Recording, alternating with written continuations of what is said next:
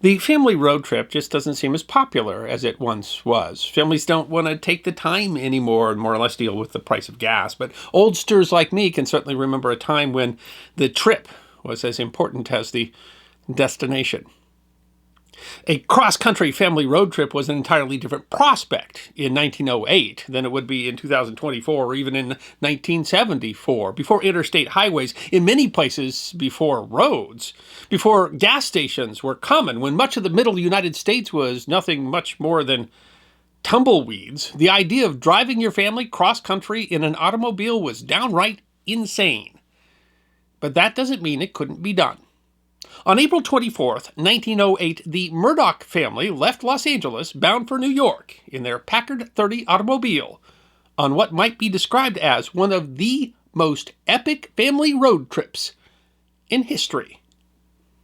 In the first decade of the 20th century, Americans could cross the continent by rail, which was much faster than the routes that had to be taken by those making the journey during, for example, the California Gold Rush. But any other means, by horse or wagon or by the newest invention, the automobile was little easier than it had been in the days of the Oregon Trail.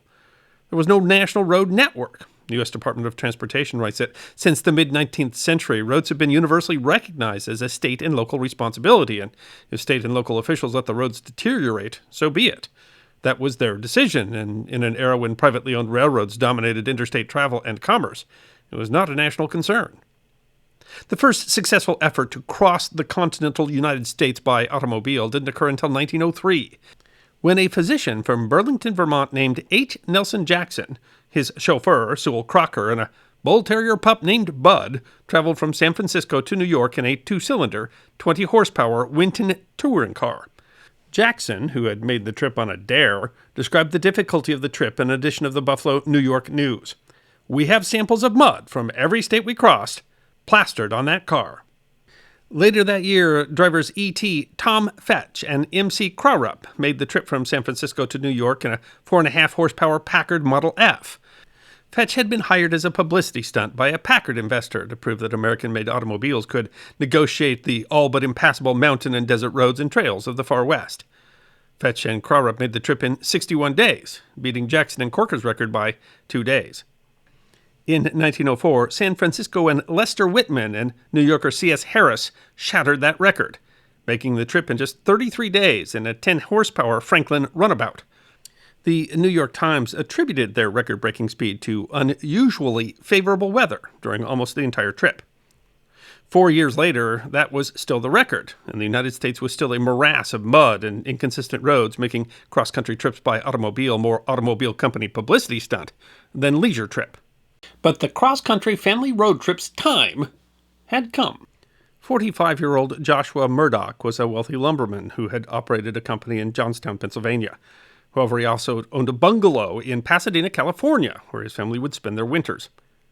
In his 1908 book, A Family Tour from Ocean to Ocean, he explained, "Our many railway trips between our home in Johnstown, Pennsylvania, and our bungalow in Pasadena, California, often suggested the same trip by automobile.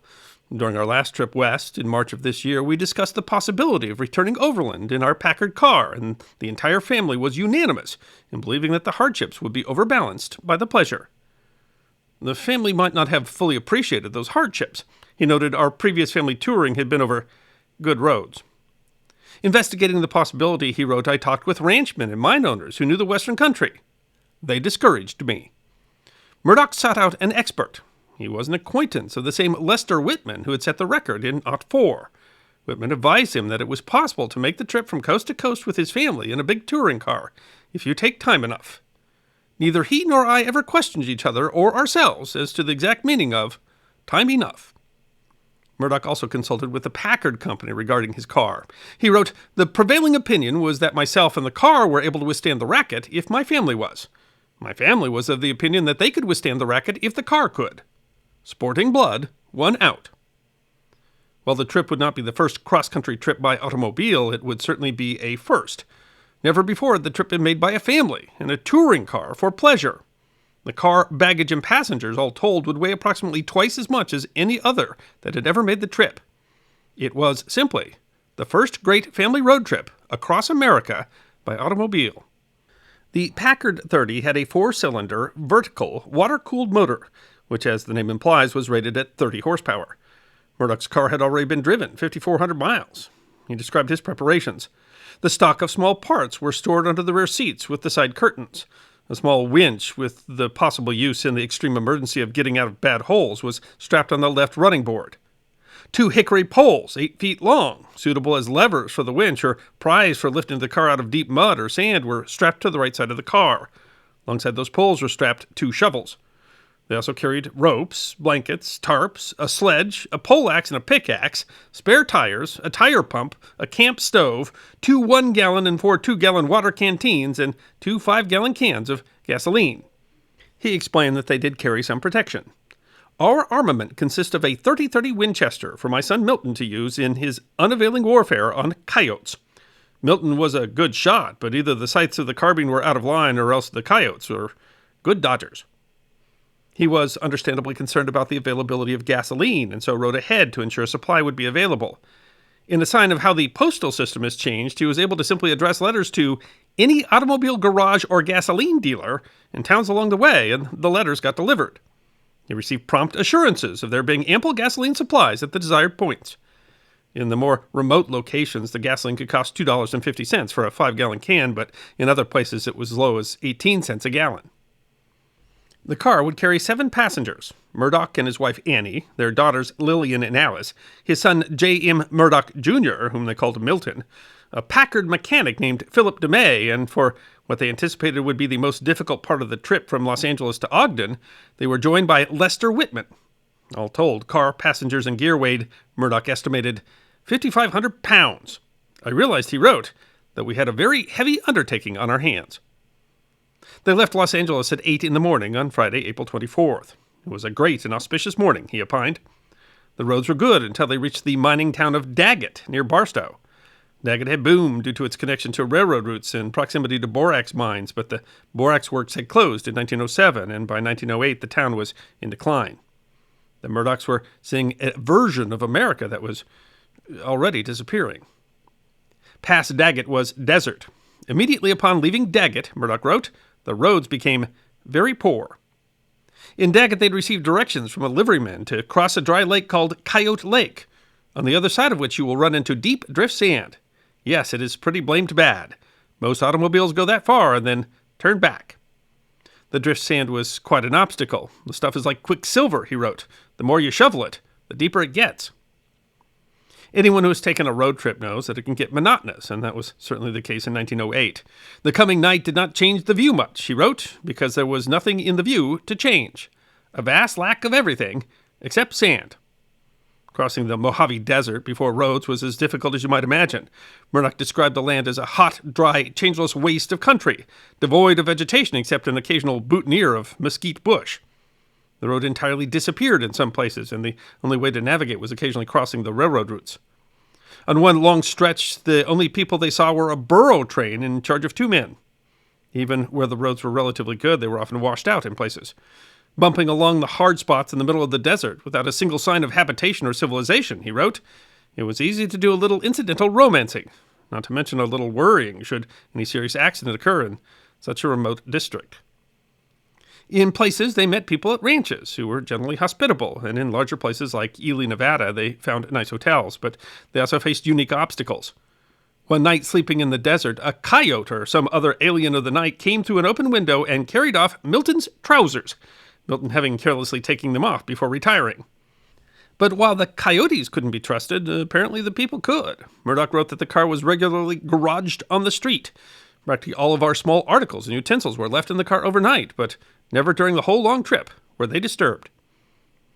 Water was difficult to find in Nevada. He wrote, even the lakes having quit business, with the only availability being at occasional wells. Usually there was a charge for water for teams of horses, but none for cars. It was a sign of change. The Westerner has a keen appreciation of progress, he wrote, and would like to see automobiles running thick and fast through this country. Whitman left them in Ogden, but they picked up other passengers. The proprietor of the Ogden garage agreed to accompany them to Evanston, Wyoming as a guide, where they met P.W. Spaulding, an attorney who was, coincidentally, planning to take the train to the Murdoch's hometown of Johnstown. he decided to change his plans and accompany them instead. "It was one of the best deals in friendship I have ever made," Murdoch wrote. "Spaulding was real, inside and out, and knew the Western country better than its mother." They continued to run into obstacles, bad and washed-out roads and mud. They found the town of Wamsutter, Wyoming, overrun with sheep-shearing gangs. Some of the herders started to shoot up the town about daybreak, but being sheepmen instead of the real article from cattle country, it was a comparatively mild and harmless celebration. In Omaha, they were surprised to find out that their trip had garnered interest. "We were soon surrounded by interrogative residents and reporters," the Omaha Evening World Herald wrote on May 14th. J. M. Murdoch of Johnstown, Pennsylvania, with his wife, 2 daughters, and a son, arrived in Omaha Wednesday afternoon in an automobile from Los Angeles. The story describes some of the challenges that they had faced. In Wyoming, a blizzard was encountered, and the automobile barely missed the tornado in Nebraska on Tuesday. The blizzard, which he described as a genuine Western one, so full of snow that we couldn't see the fence alongside the road, occurred outside of Laramie, Wyoming. And as an alumnus of the University of Wyoming, I can say that running into a blizzard in Laramie in May is nothing surprising. You might think that the roads would be better as they went east, but in Iowa, Illinois, and Indiana, they ran into rains and mud. In Iowa, he wrote, "There were 2 kinds of mud, black in the bottomlands and yellow on the hillsides. We passed through a college town and noted that the colors were yellow and black." The University of Iowa website says that the colors black and gold were chosen by students at a mass meeting in 1897. The website doesn't mention mud being involved in the decision.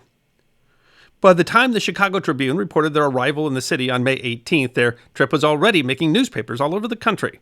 The Tribune reported again on May 31st, noting that the group had finished the trip in 32 days, 2 hours, and 10 minutes, beating Whitman's 1904 record by half a day. Although the running time was actually only 25 and a half days, as the Murdochs, a religious family, took Sundays off. Murdoch concluded by looking towards the future.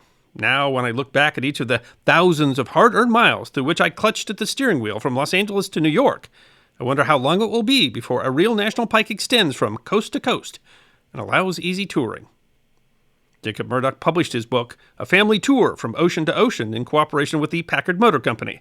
The book details miles of sand and dust, but also says, "Some of the scenes which we enjoyed were so beautiful that we thought them worth the trouble and hardship to which we had been subjected to in getting there over districts with no roads at all." The Murdoch family road trip of 1908 deserves to be remembered for the adventure alone. It was the first time that women or children had gone on such a journey. They faced real hardships and real risks. They garnered the attention of the nation. They demonstrated what was possible in this age of the new automobile. They straddled the line between 19th and 20th century America, between the Wild West and the advent of civilization, between the antique and the modern. They witnessed places that would soon vanish, others that would soon rise. I hope you enjoyed watching this episode of The History Guy, and if you did, please feel free to like and subscribe and share The History Guy with your friends. And if you also believe that history deserves to be remembered, then you can support The History Guy as a member on YouTube, a supporter on our community at Locals, or as a patron on Patreon. You can also check out our great merchandise shop or book a special message from The History Guy on Cameo.